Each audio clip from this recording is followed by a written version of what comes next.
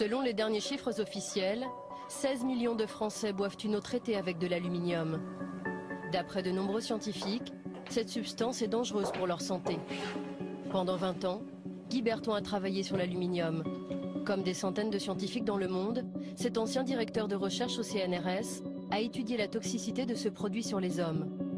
Voici les résultats d'une étude australienne sur les souris qu'il vient de recevoir.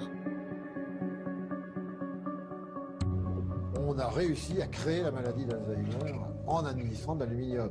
Donc, c'est quand même là la forte présomption. Là, c'est une autre étude, canadienne cette fois-ci. Est-ce que l'exposition à l'aluminium est un facteur de risque pour le développement de la maladie d'Alzheimer? Oui, ça date déjà de 98, vous voyez. L'aluminium se fixe dans le cerveau, provoque des démences et pourrait déclencher la maladie d'Alzheimer. Depuis 35 ans, de nombreuses études arrivent à la même conclusion.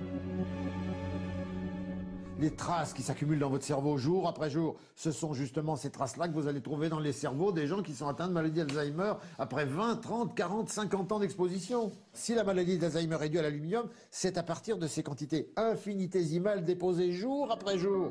Cela fait longtemps que Guy Berton est en colère.